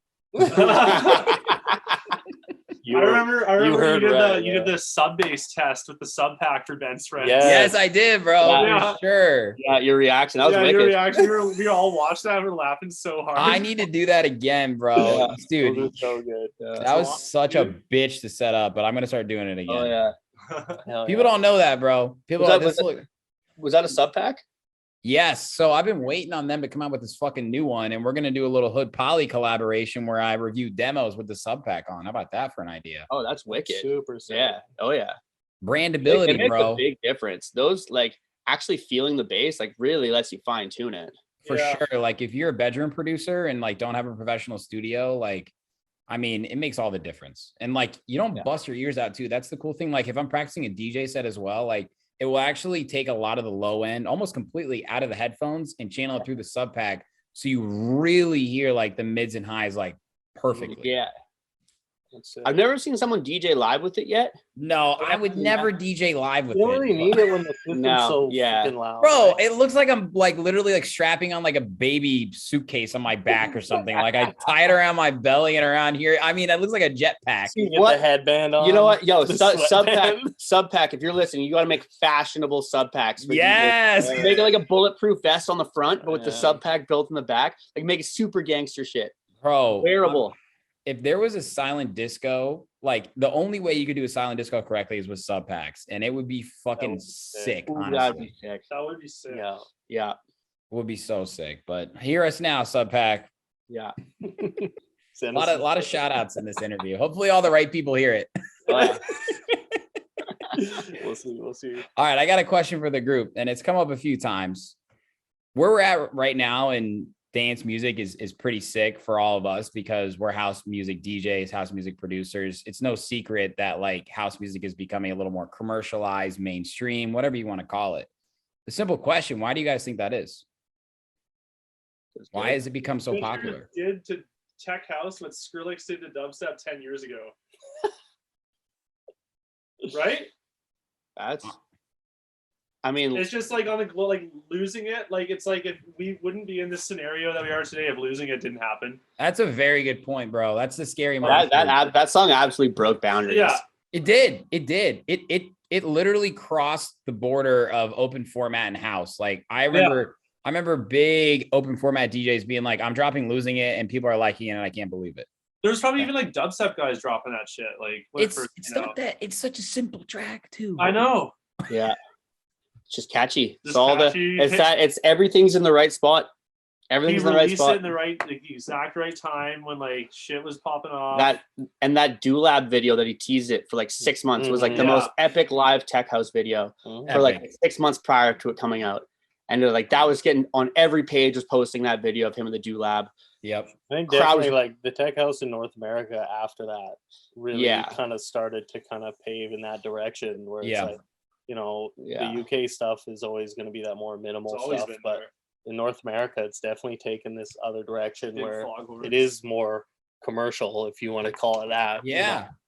I feel like for the first time, North America does have our own sound and house music where a lot of times we've kind of been behind the curve, whether it's like progressive. I think trap was a big thing for North America, US mostly, but like tech house has now shipped off to Europe, right? Like you said, UK garage. How about that, boys? That was pretty good. Yeah. Like deep house, you know, obviously techno and stuff, but like true tech house, it wasn't invented here, obviously, but it was definitely influenced. Like we made this shit become a real thing. And America is like definitely trickles down to other places. Like the influences you see for sure definitely pushes off other places on the mainstream end for sure. Yeah. And it's so hard to blow up in the US. Like whenever I talk to international artists, like that might be huge in Europe, like huge in Europe, China, everything like that. To make it in the US is such a difficult market, even though it is a pretty big market, because I don't know, we like big things, right? Like it's gotta be, I don't even know, like, cause there is no right answer to this question is kind of like the whole point of it. But I feel like now, especially our generation, we did finish up, but I got another thing to add. Yeah. Hey, I'm here to spark ideas. We did the dubstep. We did the 3-day festivals. We headbanged. We broke our fucking necks. We jumped. Now we still love it, but we just want to dance. And I feel like that's what I was going to say. The generation. And I mean, like, if you look, like I look on our Spotify, I was looking at our largest demographic is 25 to 34. That's our highest. So it's the kids who, you know, you started raving, you start going out, and you start off with the big, you know, the Subtronics, Millennium, the big bass music and the big room stuff, and then you kind of shift into tech house, a little more laid back. It's more at your pace. Like I can't headbang. I'm 30 years old. Like I can't headbang. Yeah, me either. I literally will be leaving in a neck brace. But that's it, dude. Like an hour of like a heavy dubstep set for an hour. You lock in at that, and you're just exhausted at the end. Whereas, Can't like, do it. You know, you can listen to rollers for hours on end and just kind of mingle and like do your thing. Days on end. You can talk over it. You can actually like hang out. Hang with your friends. You mob out. That's the thing too. It's very social music, you know. Very like, social. Yeah. Yeah. Exactly. Like the just like the whole experience. It's like there's a real culture. And that's the thing too. I feel like North America has kind of created this culture. Like, I mean, Cross is a shining example to me, honestly. Cross is the best. I mean, these 21 plus fests, and you see Insomniac doing like Day Trip, these 21 plus fests. I think we're going to see a big boom of these 21 plus house and tech house festivals because when you're under 21, you don't have money. No, you don't have money. You're just there to get fucked up. Yeah, you're there just to get as cheap as possible. And now you get these sort of not gate kept, but you know, they're a little higher financially. Like they cost a little more to go to, a little higher end. Right. You know, you're more VIP locations. They're a lot more like specifically curated for that, you know. Like it's really meant for, like you're saying, like socializing and like going there with a group and like making it a whole thing rather than just like raging going somewhere to blow your brains out. I mean, we obviously do that too, but we enjoy that. Yeah, the fucking 2-hour shots pregame straight into the festival, you know. Oh yeah. We all enjoy that, but yeah, I think it's like moving in this really unique cultural dynamic way. Like now all the people that grew up on the like the Insomniac rave scene, like the really American commercialized stuff, like they're getting older and they still want to do that, but they want to do it in a way that's more enjoyable for them. You know, you get to 25, 30 years old and you want more out of a dance experience. Yeah, absolutely. True. Yeah. And you want to do maybe less quantity, but higher quality, kind of like what you were saying, B, right? Yeah. And the marathon too. I love the marathon, you know, sitting in 6-hour party, 6-hour party, lock in. Yeah. Like that's it. That's where house music really shines. That is true. Cause we all need those extended sets, 2-hour minimum. Oh yeah. Yeah. Cause that's what it gets better after like 45 minutes in, you know what I mean? Like, it's like, that's when you're just getting warmed up. Yeah. Yeah. It's like, you're just getting warmed up. Like selections are actually good. Like, yeah. You had the room read better. Yeah, you start to feel out the crowd. See what I think even just the style of mixing house is not really like the drop mixing style where it's just kind of you can just kind of vibe out for hours and everything just kind of melts into the next. It's not these samples like in hard cuts and stuff like that. Yeah. It's just for sure. Yeah, nothing changed my view on that more than seeing Marco Carolla in Mexico, and it was a 3-hour set, and hour 1. He dropped little samples of Everybody Dance Now, like just a little stab, teased little pieces of it. Later on, he teased another piece for it. And like the pinnacle of his set, he played this crazy remix of Everybody Dance Now. And because he like led that whole set up to this moment at like 3 hours, right at the peak of it, right at the end. Man. And it was just like the best payoff. Like the foresight to be doing that. Yeah. It's crazy. He's next. I mean, he's a god amongst like men. second nature to him, right? Yeah. So I mean, we saw Carl play both nights at Skyline. Yeah. I mean, that was a game changer for us too. To see really control the decks like that is it's inspiring, man. Working. Like he's fucking working on the deck. He's sweating up there, dude. Sweat. How is he such a big guy, bro? He's fucking burning calories. Oh yeah. It's sick though, man, when you see kind of, you know, like people that doing it that long, it's like there's no thinking about it. They're just doing it, and to see it on a level like that, it's freaking crazy inspiring, man. So true. And I love now too that like so much love is being given back to the older DJs. Yes, older DJs get put on again. It's not the hot flash in the pan young kids, you know. It's the big. You guys have been doing the damn thing for 15 the legends, dude. I totally agree. These Chicago house legends like Gene Ferris and Green Velvet. They are getting these fucking the most well-deserved spots, like finally. Yeah. And it's incredible to see because they've been doing it. They never really even cared about these spots, right? They never really did. And I just find that so amazing. And it's just like, I don't know, man. It's a very special time to be. That's kind of one of the things that happened when tech house kind of started blowing up more too, is like people started digging deeper and seeing who the real ones are from before it was popular, you know. So true. That have been doing it. And that's another thing as well that's really appealing about tech house right now. And like, you can play songs in a set from 20 years ago. Yeah. And I think in 20 years you can play songs from today. Yep. And like, you know, going from the big thing that's changed from going from, you know, bass music over to house music was I want a career in 10 years. I want to be doing this when I'm 40. I want to be doing this when I'm 50, you know? Yeah, absolutely. We'll keep doing that and I think house music's timeless. House music is timeless. What about like creatively? How are you guys thinking about the longevity of your music? I mean, are you trying to be unique with each track? Because like you said, you're in this space right now, especially sort of that broken future style. A lot of people are kind of copying your guys' swag, bro. You know, like, I mean, Hood Poly does it with the edits. You see Repopulate Mars making this big shift to sampling popular vocals. And now we see that happening pretty frequently. That's going to turn over, I'm sure, sometime. How do you? I think it'll turn over. We're not like consciously trying to do that though either. We're just doing what feels right to us. Like when we start messing around with a project, we're just kind of messing around, and if it feels right, we're going to continue on with it. Yeah, for sure. And I mean, to think that our tastes will be stagnant for, you know, the next while, like they're always changing. So the music reflects that. So we'll see. Like, you look, for example, like Chris Lake fucking only figured it out at age 40, you know? So true, man. People forget he made Boneless. Yeah, exactly. Dude, the Deadmau5, Michael Woods, Chris Lake. Oh yeah. Thing back in like 2008. Like, that was when I first heard of Chris Lake, and that's like nothing what he's doing now. That was like trance. He has a great interview with Anna Luneau, actually. Yeah. Have you heard that? I haven't, but I'm probably gonna go watch it now. Yeah, it's on her Seek and Destroy podcast, I think. And I think he was the first one. It was so eye-opening, man. Like, and you see somebody like Diplo too, who's like transitioned and done a great job in like supporting the house scene and what his sets are now. And I mean, you just got to keep following your love for music, right? No matter what genre or what lane you take, like, always remind yourself, my why is because I love making music. That might change the type that I like, but like, always remain true to that. Oh yeah, 100%. And we're always digging for music too, and just hearing new things pop up kind of spark little ideas that kind of maybe some kind of sounds or techniques that you didn't really think of before. And that in itself, once you take that into your own kind of creative lane, it kind of becomes something your own, you know? Yeah, absolutely. Yeah. So true.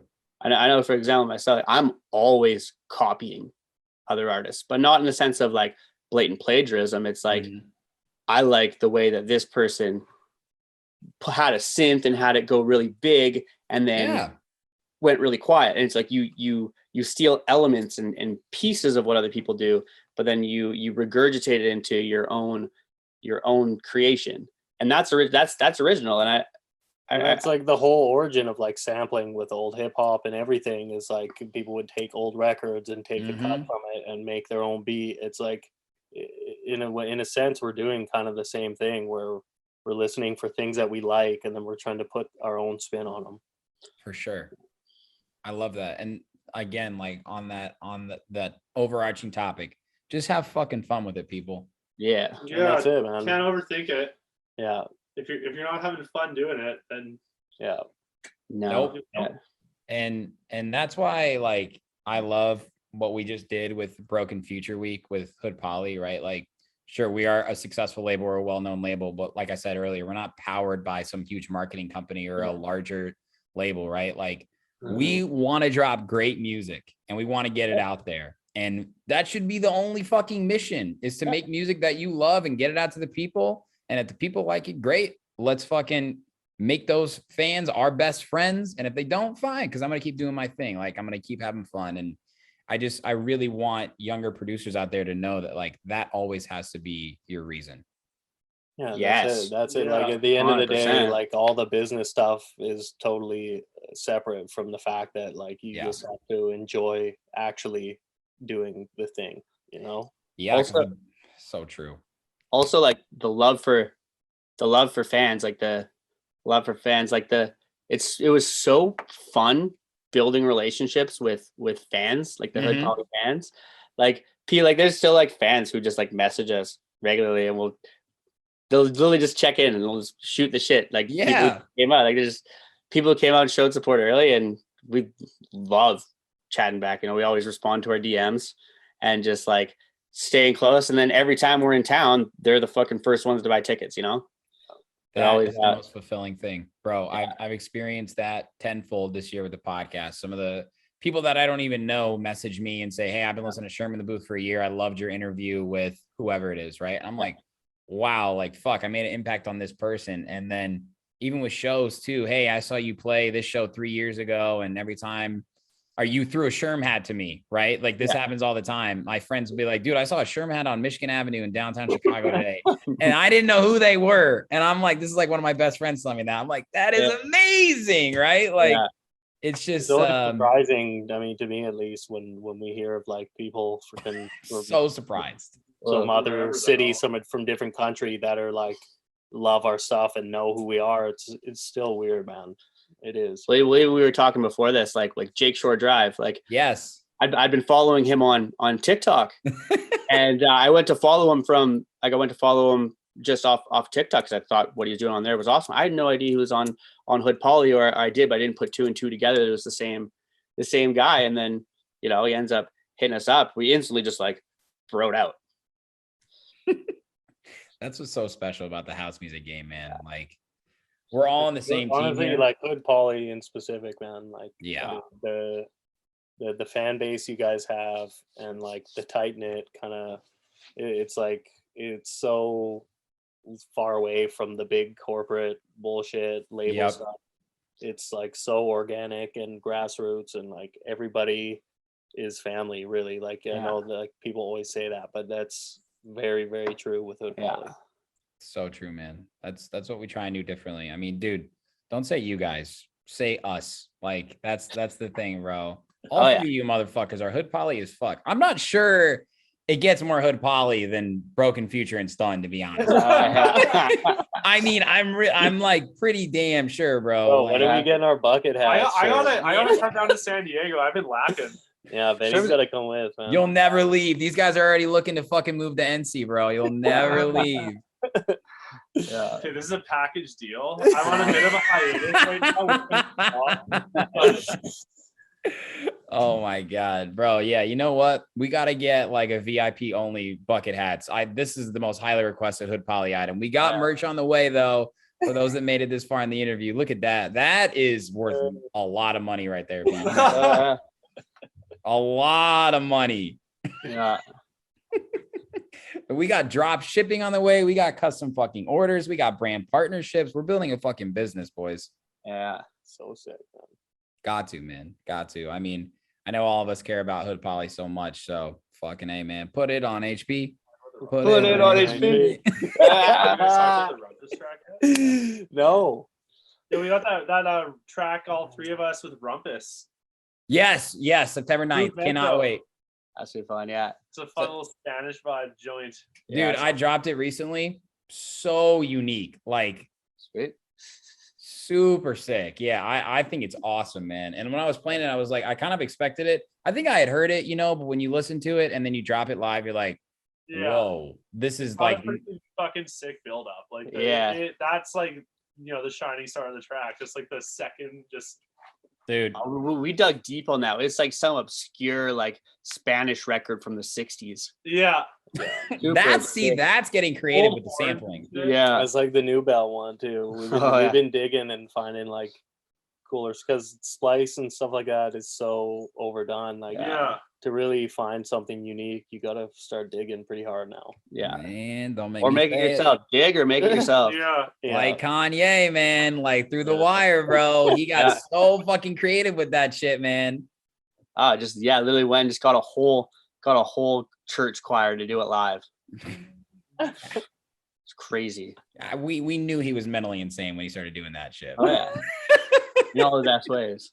But that's just like that's a whole nother conversation. That's a whole we could do a whole other one.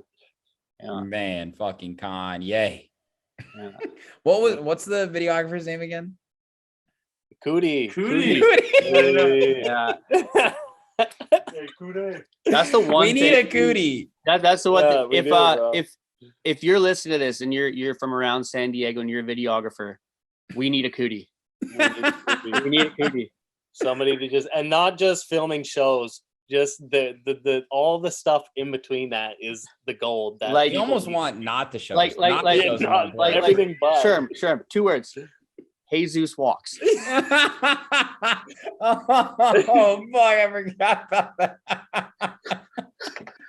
Bum, bro. That guy's life changed forever. And that's the kind of shit that people need to see, man. Like, that's the stuff that nobody really puts out there. Yeah. That is like, just the bullshitting, the free gaming. Sure. Give everyone a reference. Just a little explanation on that story. All right, so we're having dinner, which is perfect. I made the reservation, of course. The guy not from San Diego. I was like, "Where are we going to dinner?" I was like, "All right, we're going to this fucking Mexican place." We all go there. We're hanging out.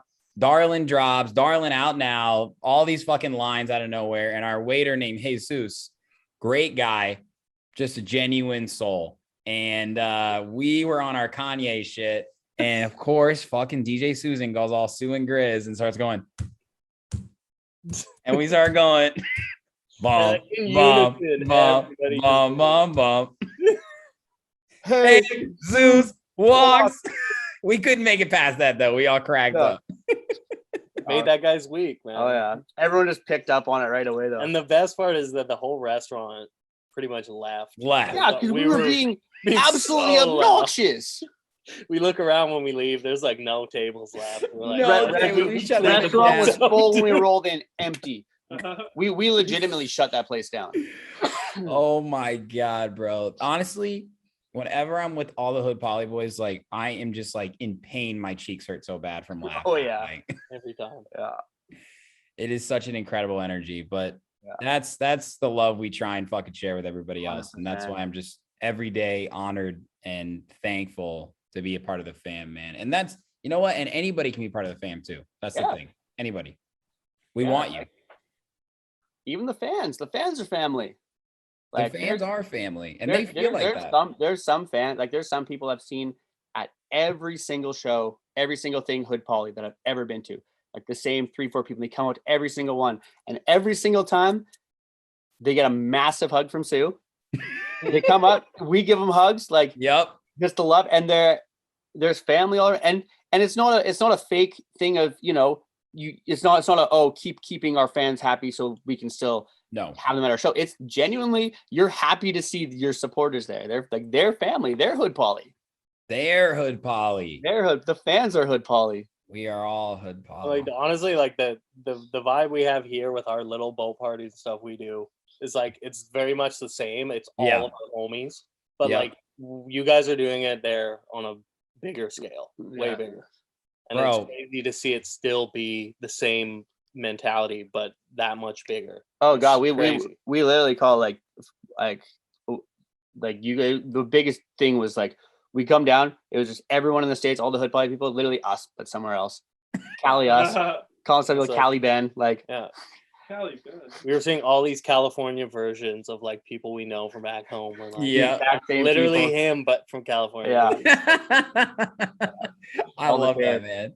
Like there's no culture barrier, like coming from a different country. There's no like we didn't feel like we were foreigners.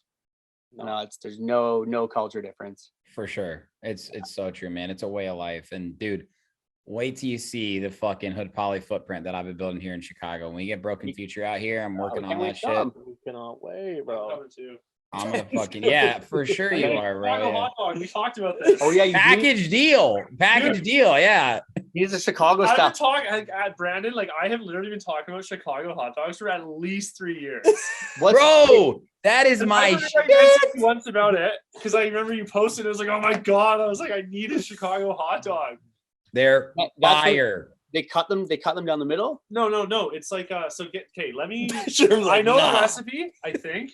Tell him if he's wrong. Okay, so it's a poppy seed bun, a beef hot dog. It's come on. It's tomatoes, The sport peppers, pickles, celery salt, no ketchup, mustard, sweet relish. Yes, I'll give it to you for sure. I need one. Wow, bro, that was like really quick. You didn't have to think. No. Ben's really about it. He's really into Chicago hot dogs. Have you had one? Jesus. No, I haven't. But I've seen enough like YouTube chefs make them. I'm like, yeah, that is. Man. You just made my fucking day. That was unbelievable. Yeah, we bro. need a Chicago dog, Chicago handshakes. I will take you to the one I took DJ Susan to. That literally they do lemon shake ups. And is this a Ben's friend right there? The lemon shake ups. It's my boy. These are Ben's friends. Hey, how's it going? What up? I don't want to interrupt. That's clowning. They do lemon shake ups and Chicago dogs, and they're fucking unbelievable, bro. What's a lemon shake up? Lemon shake up is just a fuck ton of lemon juice with like ice water and a little bit of sugar, and they shake the fuck out of it, and it's like so refreshing. Like lemonade? Yeah, but it's not like all the way lemonade. Oh, okay, yeah. A little more refreshing. I don't know. You fucking call it pop, bro. It's soda. It's a lemon shake up. It's not a lemonade, all right? Shit, we want to try some, bro. Bro, but we are gonna get Broken Future to Chicago. Oh, yeah, I mean, we have to, bro. And you know what? We'll do Jake Shore Drive, Flaninho, Broken Future, Sherm. Oh yeah. All the boys. Yeah, is that enough boys on one lineup? I gotta say, we love the girls, but it's for the boys. It's for the boys, yeah, dude. But the girls are crushing. The girls are crushing. The girls are crushing. Actually, the one thing I love about Tech House is that I think more girls crush in Tech House than any other genre. That's a fact. That's fucking awesome.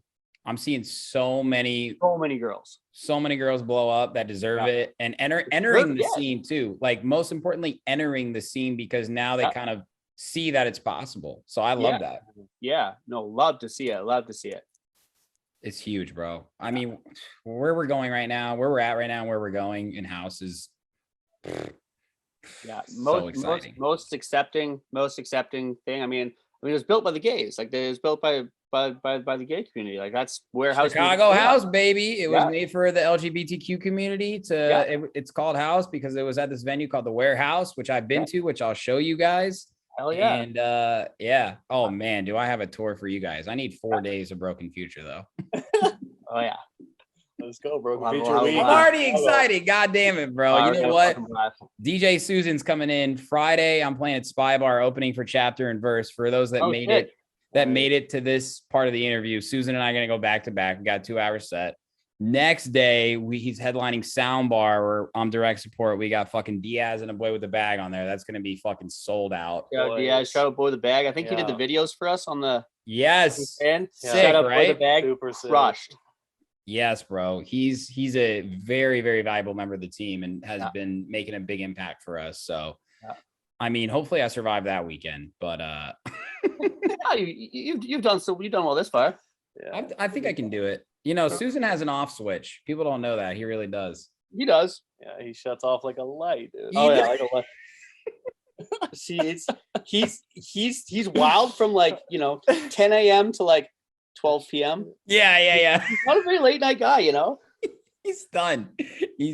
I've seen him say no to things that I thought he'd never say no to. He's like, can we just go back, smoke a J? I'm like, for sure. Yeah. Oh man. All right. Last question, boys. What can you tell us about what's coming out? We've mentioned a few of them actually, but anything top of mind, any shows, Shambhala, what's going on in fucking BC? We got one coming up in Edmonton on May long. Yeah, we're working on some other stuff, but it's not confirmed. We're looking to go across the country, but yeah, we're looking at some stuff on the East Coast, and then Shambhala obviously is the big one that we're kind of. But yeah, all of our eggs into that basket. We just kind of reopened, so haven't really got not a lot on the plate right now. It's nice actually because there'll come a time when we're gonna be thankful. We're gonna wish that we had the time where there wasn't a lot going on. So we've also we're finalizing some visa applications to come back down south. So don't ruin the surprise. Well, I didn't give him a date, but yeah, no, we are. I know the date. We're making an effort to move down to the States. Yeah, so at least semi permanently. That would be a game changer. It would be San Diego, right? Yeah. And the problem with Canada is there's only so many, probably half a dozen major cities that you can really go play like a real proper venue at. Yeah. Yeah. What do you think is the best city? Toronto? Toronto and Vancouver are probably the top two. Toronto's run by Drake though. So like the scene in Toronto, it's so hip hop heavy. Really? Oh, Toronto, like there's obviously stuff going on. There's lots of techno shit there too. Yeah, there's a bit, but not like in the California cities though. Yeah. Like where it's just everything's house there. Yeah. It's insane. There's so much more opportunity down there, man. It's just like I mean Chicago being the home of house.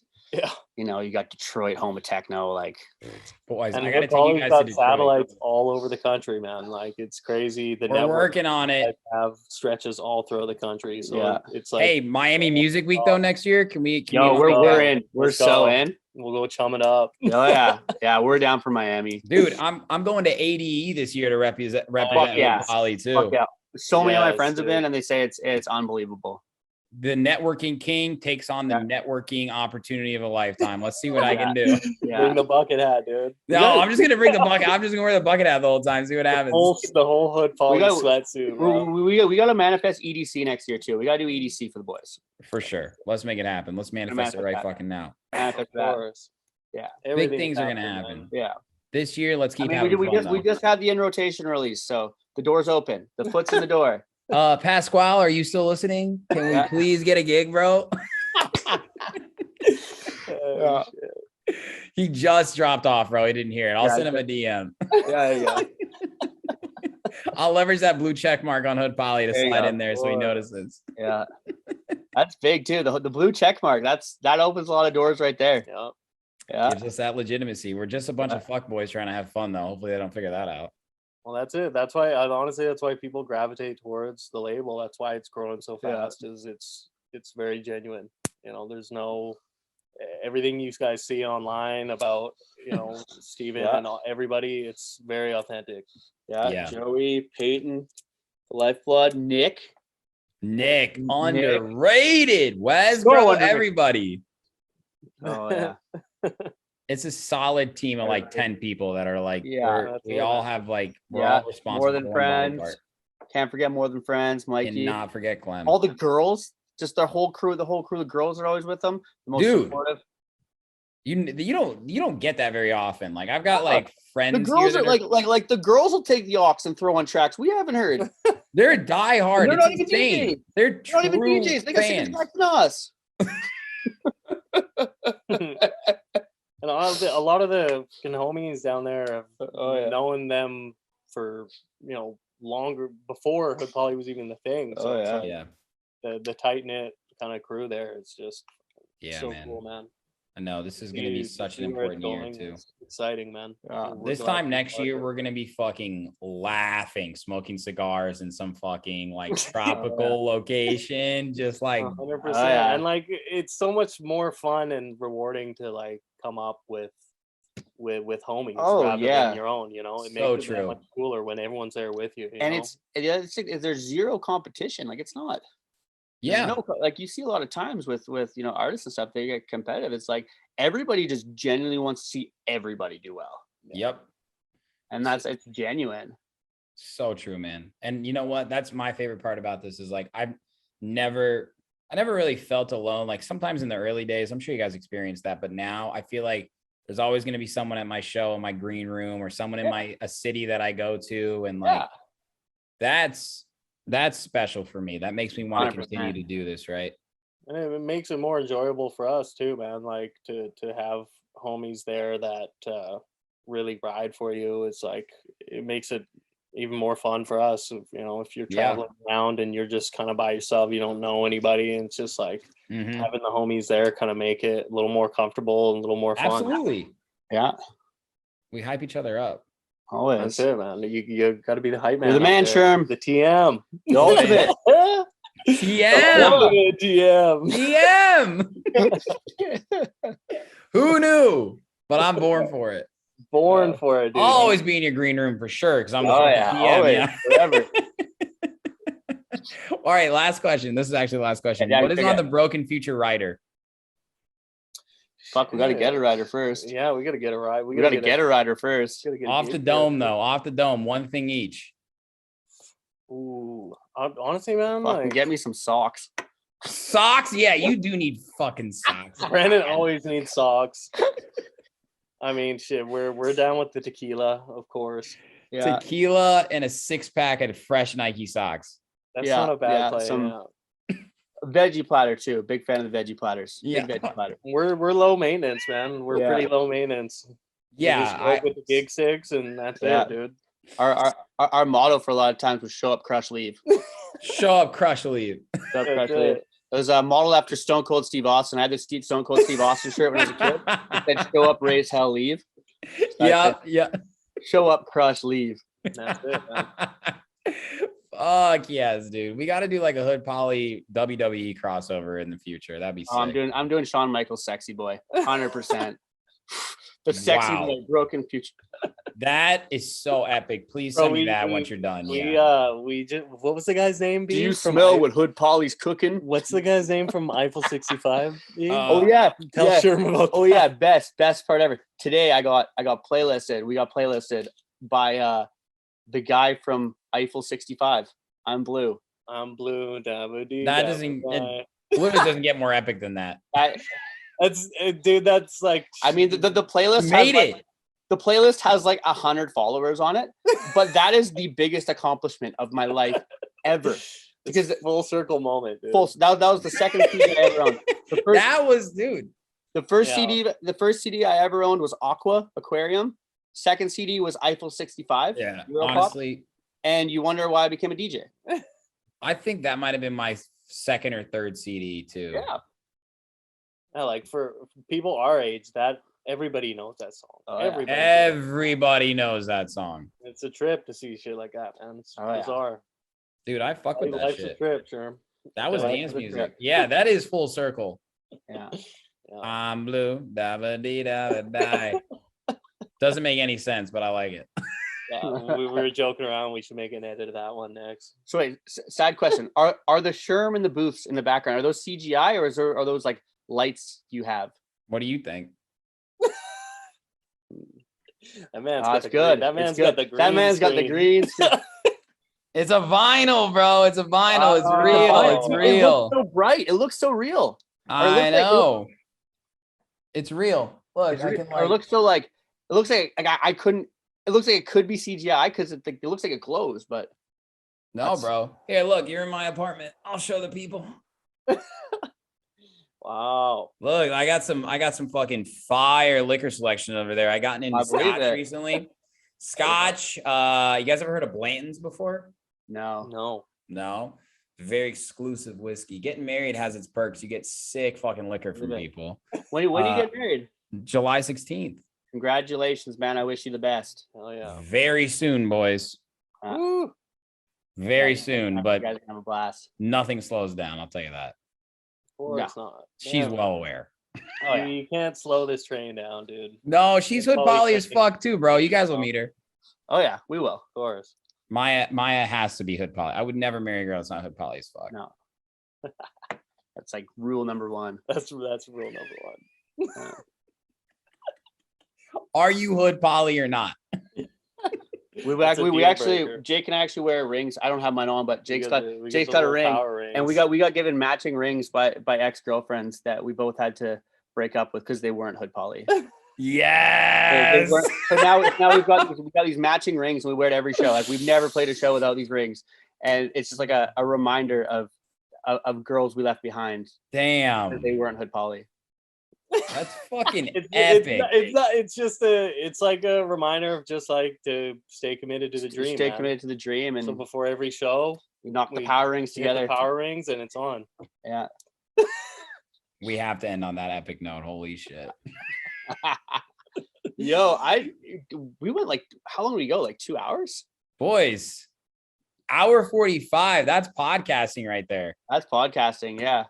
You guys are right. You love it here. Yeah. I mean, that's what happens. I got to fucking piss like Seabiscuit, but it was worth it. Oh, that was worth it. Hell yeah. I love you boys. I'll chat with you very soon. Up like that. Yeah, we miss you, bro. I miss you guys. We're gonna see each other sooner than we know, and I know that. I know for a fact. Oh yeah, it'll be soon. You guys careful with Ben's friends out there, okay? And go enjoy your night and get your tequila in, all right? Make some bangers. Cup us. Have a good night, boys. Later. Hey, what's up? And thanks for watching that video. You looking for more content now? I got your back. Go to my YouTube channel right now, hit that subscribe button, and make sure you turn on all notifications so you never miss any upcoming exclusive artist interviews, Sherman the Booth clips, new music, live sets, and more. This is your one-stop shop for everything electronic music. Cheers.